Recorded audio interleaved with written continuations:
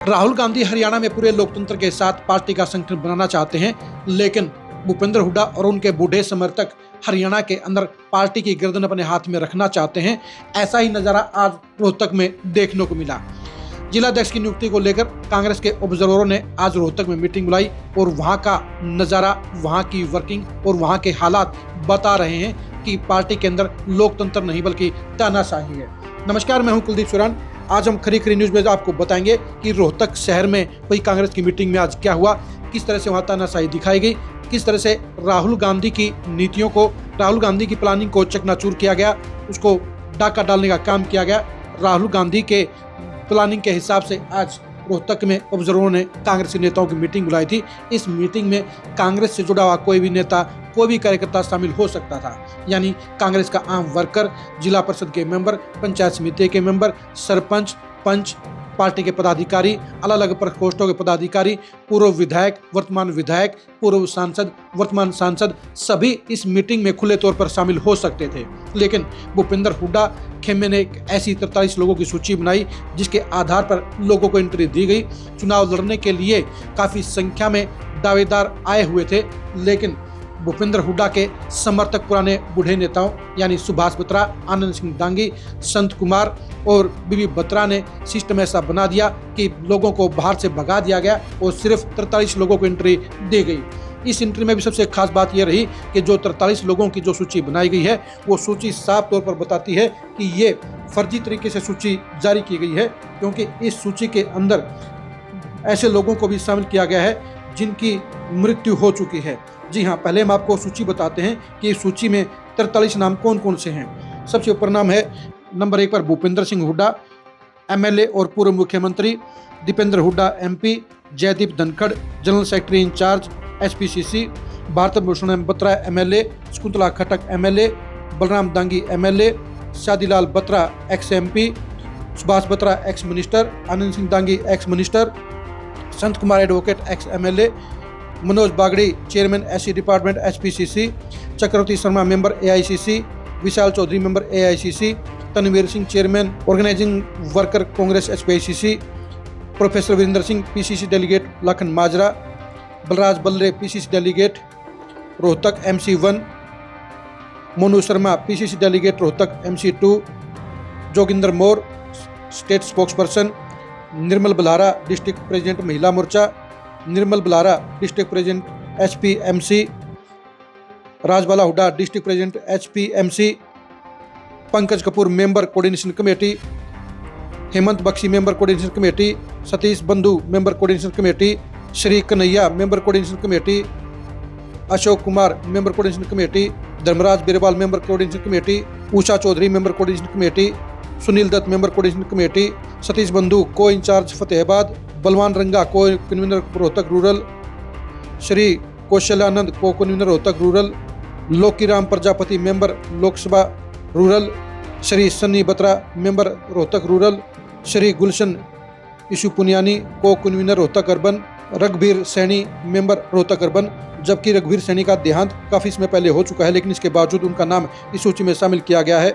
Subhash Tayal member Rohtak urban, Tanveer Tak Mehtar member Rohtak urban, Usha Chaudhary member Rohtak urban, Kuldeep KD district chairman OBC cell, Manoj Bairagi district chairman OBC cell, Balwan Ranga district chairman SC cell, Lavnish Hooda district president HPYC, Shri Vikas Pawar district president HPYC। इस सूची के आधार से ये लगता है कि जानबूझकर ऐसी सूची बनाई गई है ताकि बाहर के लोग इसमें शामिल ना हो सकें, और इनमें से आधी सूची ऐसी हैं जो खत्म भी हो चुकी हैं, इनका कार्यकाल भी खत्म हो चुका है, लेकिन इसके बावजूद पार्टी के आम नेताओं को इस मीटिंग में आने से रोकने के लिए सारा का सारा ये प्रोपेगेंडा रखा गया। ये सूची ऊपर से आई और इस सूची के आधार पर ही लोगों को अंदर एंट्री दी गई। आनंद सिंह दांगी ने सबसे पहले पहल करते हुए एक लाइन का प्रस्ताव रखने की बात कही। उन्होंने कहा कि किसी का नॉमिनेशन नहीं लिया जाएगा, किसी का नाम दर्ज नहीं किया जाएगा, किसी की एंट्री नहीं की जाएगी। हम एक लाइन में भूपेंद्र हुड्डा को जिलाध्यक्ष नियुक्त करने की पावर देते हैं। पावर जबकि होनी चाहिए पार्टी के ऑब्जर्वर के हाथ में, पावर होनी चाहिए पार्टी के नेताओं के हाथ में, पावर होनी चाहिए पार्टी के वर्करों के हाथ में, लेकिन इस मीटिंग में साफ तौर पर नियमों की धज्जियां उड़ाई गई, चुनाव प्रक्रिया की धज्जियां उड़ाई गई और ऑब्जर्वर महज चुपचाप बैठकर तमाशा देखते रहे। मेन गेट के बाहर काफ़ी संख्या में लोग अंदर एंट्री करना चाहते थे, लेकिन उन्हें एंट्री नहीं दी गई और उन्हें बाहर से ही धक्के देकर भगा दिया गया। इससे कांग्रेस के नेताओं और वर्करों में रोष था, क्योंकि सभी आम नेता और वर्कर ऑब्जर्वरों से मिलकर अपनी बात रखना चाहते थे। लगभग 2 दर्जन नेता ऐसे थे जो अपनी दावेदारी पेश करना चाहते थे। वो अपने बायोडाटा भी साथ लेकर आए हुए थे, लेकिन इसके बावजूद उनको एंट्री नहीं दी गई। खास बात यह भी है, जो आनंद सिंह दांगी विधानसभा चुनाव से पूर्व अपने बेटे के टिकट के लिए अपनी रिटायरमेंट की घोषणा कर चुके हैं, वही आनंद सिंह दांगी अभी भी जिलाध्यक्ष बनने की ख्वाब देख रहे हैं। उनकी उम्र 73 साल की हो चुकी है, जबकि राहुल गांधी ने 35 से 55 साल के नेताओं को ही जिलाध्यक्ष बनाने की बात कही थी। खास बात यह रही कि इस उम्र की सीमा में ना आनंद सिंह दांगी आते हैं, ना सुभाष बत्रा आते हैं, ना ही बीबी बत्रा आते हैं और ना ही सुभाष बत्रा आते हैं। यानी इन बुजुर्ग नेताओं ने अपनी पॉलिटिक्स को जिंदा रखने के लिए, युवा नेताओं के हक पर डाका डालने के लिए भूपेंद्र हुड्डा के पक्ष में ये एक लाइन का प्रस्ताव पास करा दिया और इस खेल में शामिल रहे जयदीप धनखड़ और चक्रवर्ती शर्मा, ये दोनों भी जिलाध्यक्ष बनना चाहते हैं। वो इसलिए एक पंक्ति का प्रस्ताव पर सहमत हुए क्योंकि उन्हें लगता है कि वो हुड्डा परिवार के बलबूते पर अंदर खाते ही जिलाध्यक्ष बना दिए जाएंगे। यानी आपस की सेटिंग गेटिंग करते हुए इन 6 नेताओं ने पार्टी के पूरे मंच को आज कब्जा लिया, पार्टी की मीटिंग को हाईजैक कर लिया, ऑब्जर्वरों के सामने पार्टी के नेताओं को बोलने से रोक दिया। जो 6 नेता बोले उन्होंने सिर्फ एक लाइन में ही बातें रखी कि पार्टी के चुनाव को लेकर सारी पावर भूपेंद्र हुड्डा को दी जानी चाहिए। यानी हर कांग्रेस पार्टी के अंदर आज लोकतंत्र को सरेआम रोक दिया गया।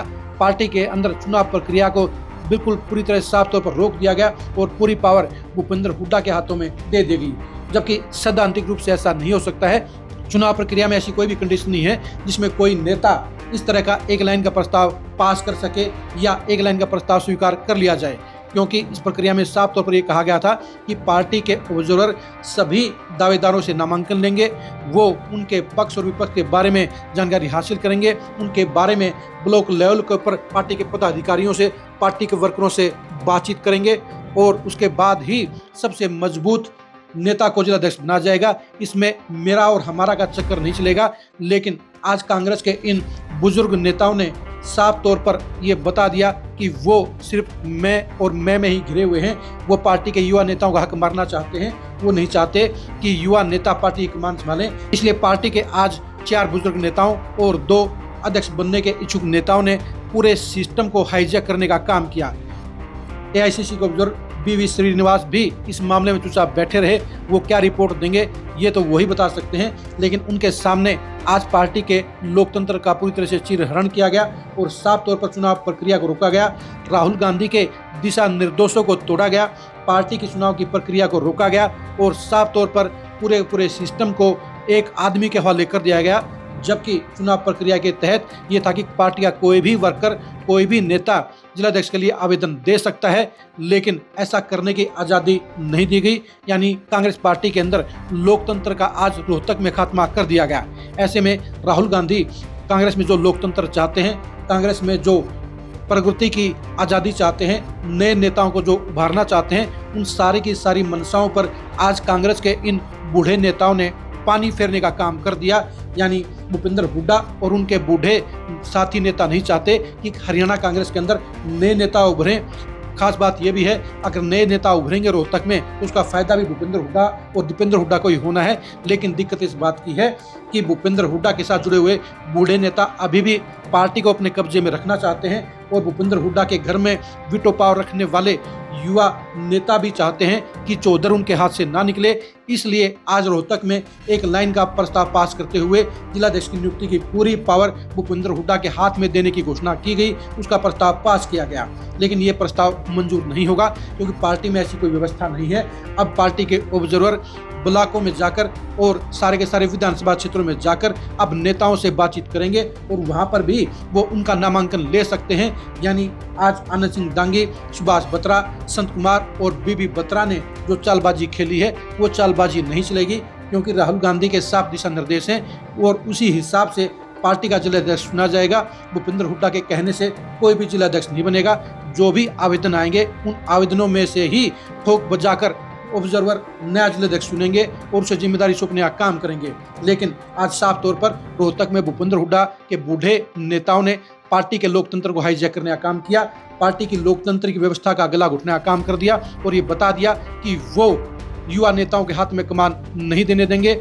जो नेता अपनी रिटायरमेंट की घोषणा कर चुके हैं, अगर वो ही जिलाध्यक्ष बनने के सपने देखेंगे तो ऐसे में कांग्रेस पार्टी कैसे मजबूत होगी, कांग्रेस पार्टी में कैसे युवा नेताओं का दौर आएगा और कैसे राहुल गांधी कांग्रेस पार्टी को हरियाणा में मजबूत कर पाएंगे। ये सारे सवाल आज की सारी प्रक्रिया से खड़े हो गए हैं।